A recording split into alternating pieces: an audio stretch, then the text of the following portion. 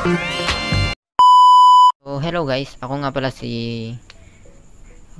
Codenam from TikTok. So, ngayon, tatalakayin natin kung paano nga ba gumawa ng Facebook bot or Facebook Messenger bot. Unang-una is mag-download muna tayo ng requirements. So, ito yung mga requirements. Una ay ang Node.js. So, punta lang kayo dito sa website na to. O, makikita nyo kanyan sa GitHub account. So, ito yung GitHub ko. Pa-follow na rin dito.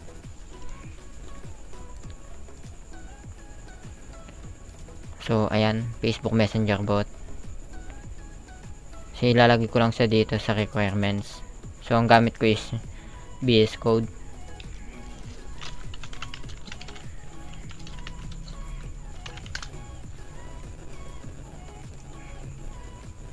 So, ayan, ang VS Code na mas maganda kaysa sa ibang code editor na ginagamit ko.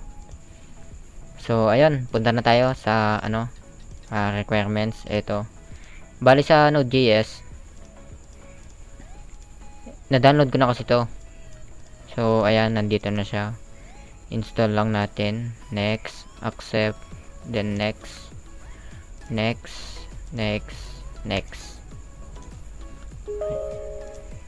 So, ayan, installing na siya.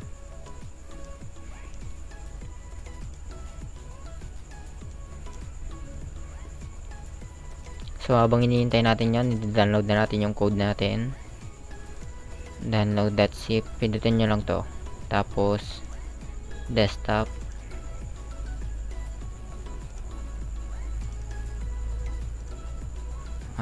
Requirements. Ayan.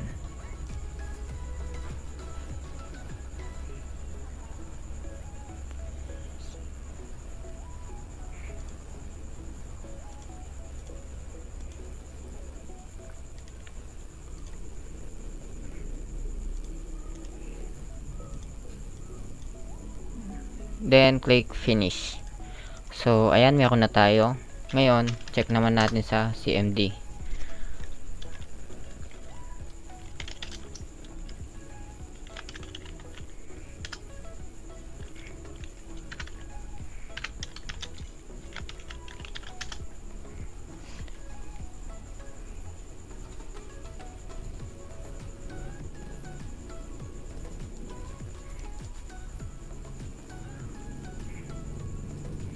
So, ayan, yung npm version natin.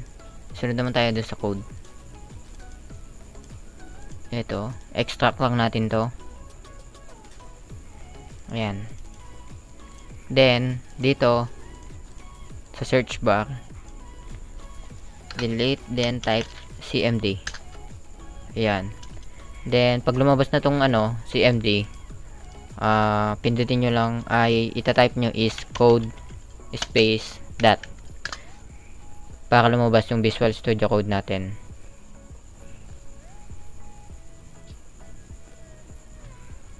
Ayan, hintayin lang natin.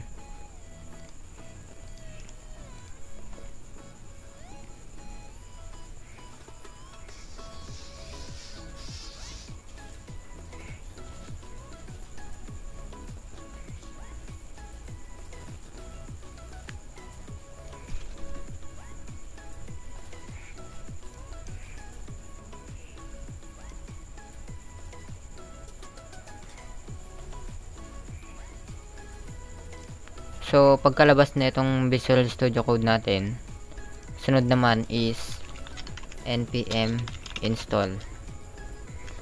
Ayan, itatype nyo itong npm install para ma-install lahat ng nandito sa package.json. So, check muna natin itong trust. Ayan, check npm install, then enter. So, kailangan natin hintayin dyan. Medyo matagal yan. Kasi marami siyang i-install na package.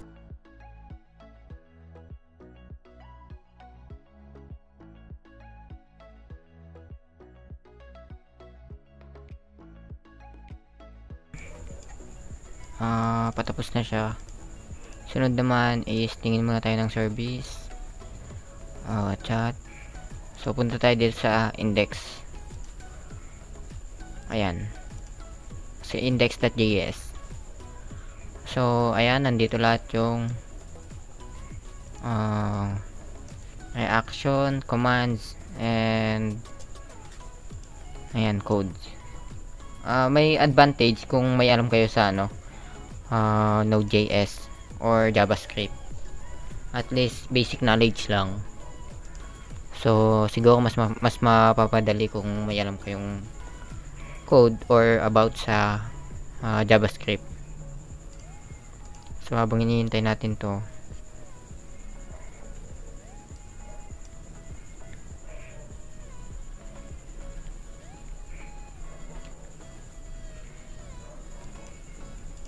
so ayan, try natin ng npm start. Wait lang, check natin kung naka set ba yung npm natin. Ayun,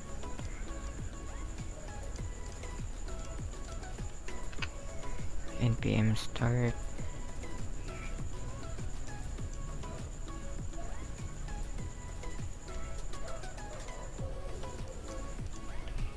So nodemon is not recognized. So dito i-install natin yung nodemon. npm install nodemon.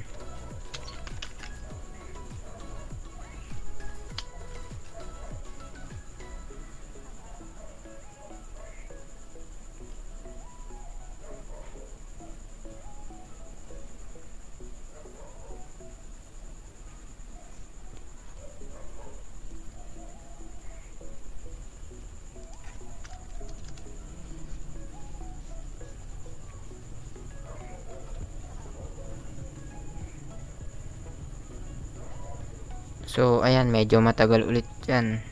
Fast forward na natin ulit.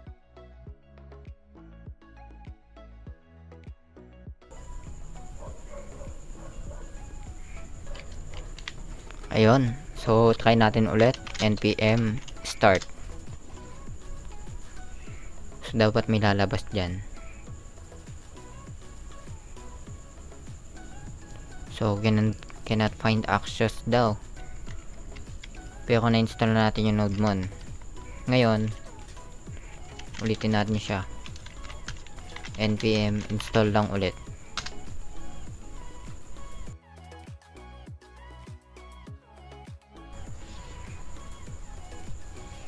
Okay, ayun. So wala na tayong error. Try natin ulit npm start.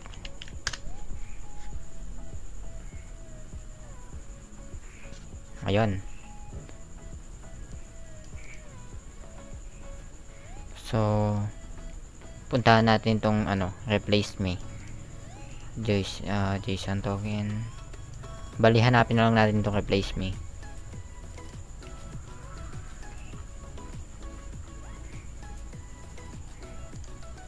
Ito sa pala to, fb state.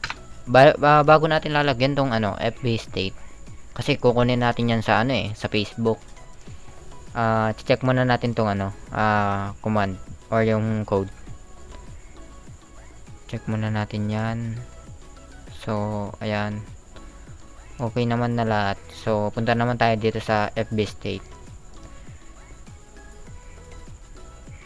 I think wala naman na akong nilagay na dito. fb state, ayan. Sunod naman tayo doon sa sa requirements natin. Etong fb state, extract lang yan. Extract, ayan. So punta tayo sa browser. Ang gamit kong browser is Brave.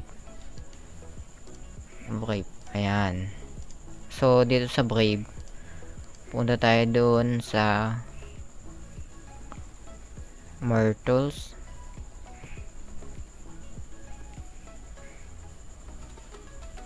Hindi, sa settings. Sa settings na lang para ayan. Extension. Ito, hanapin nyo tong extension na to. Extension. So, ayan.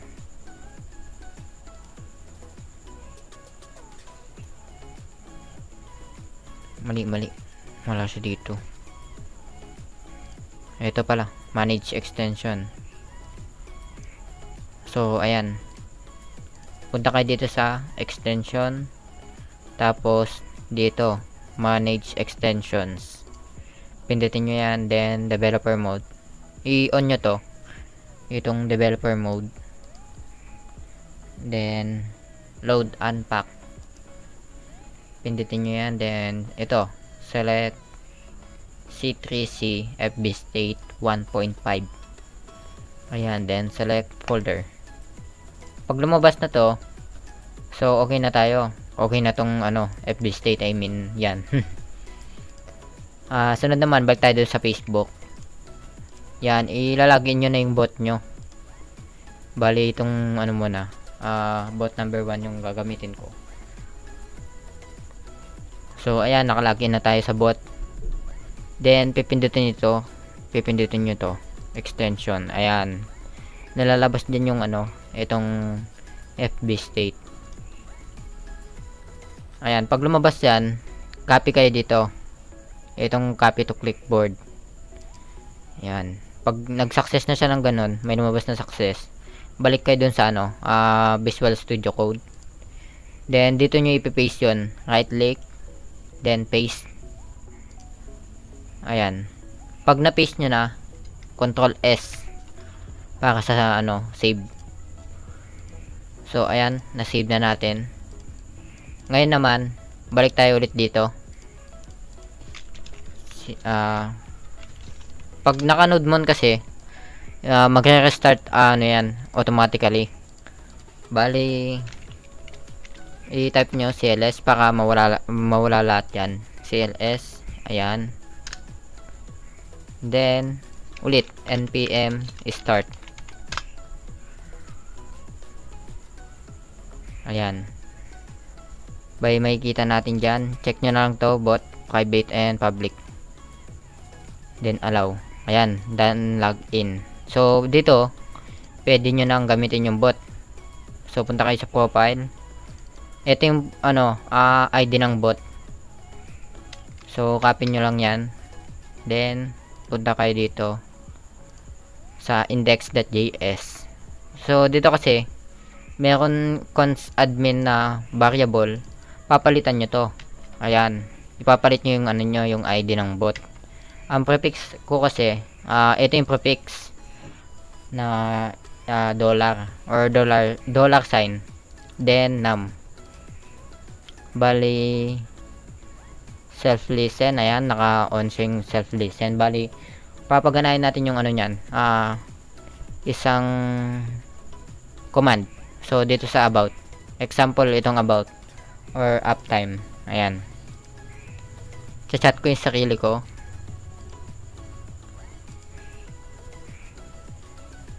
So, ayan, wala siyang chat. Bot.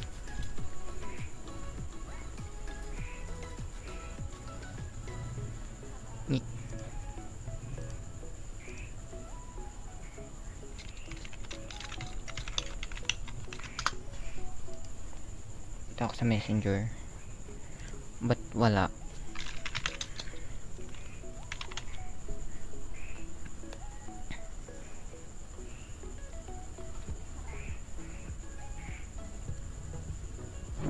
Wala siya. Ay, lumabas. Set up muna natin to.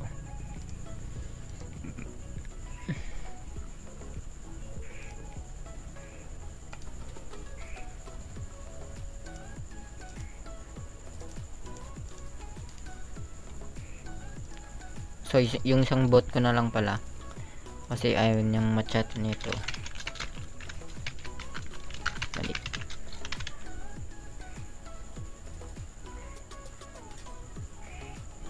Ito na lang. So, as uptime. Dapat may magpapagitan dyan na time. Kasi ang command ng uptime, so nandito siya. Command. Ito. Ayan.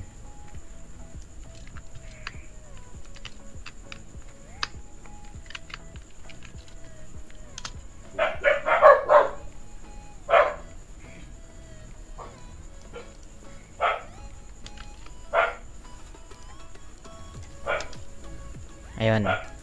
May lalabas dito. Ayan. Lumabas na siya. Bali, ayan. Magchat-chat siya mag-isa. Ngayon, check naman natin ulit. Try natin siya ulit. Gumagana na siya dito. Then, balik tayo sa ano. About.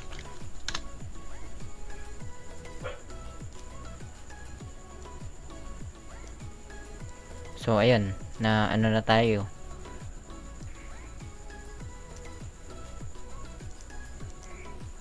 Pag nireload natin yan dito, hindi ko alam kung checkpoint na. Ay, hindi pa.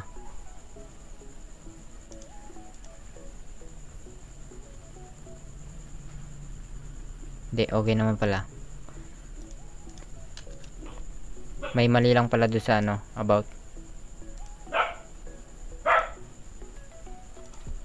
So, check natin doon sa about.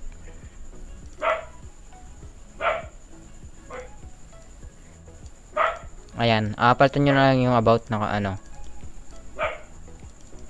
Hindi nyo makuha tong ano, user ID.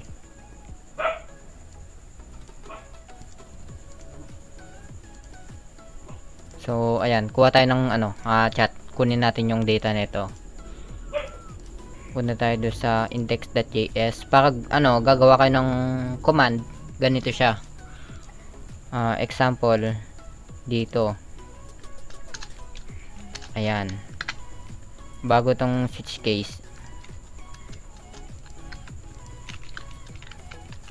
Console.log. Then event. Ito. Ito ipiprint niya lahat ng ano, ng nakukuha niyang data do sa ano, chat. Example, test.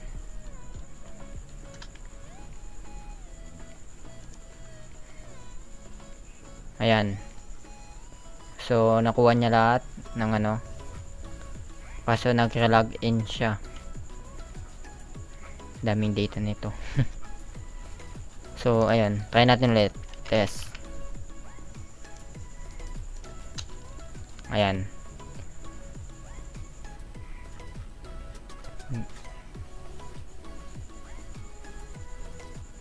Pati yung mga API.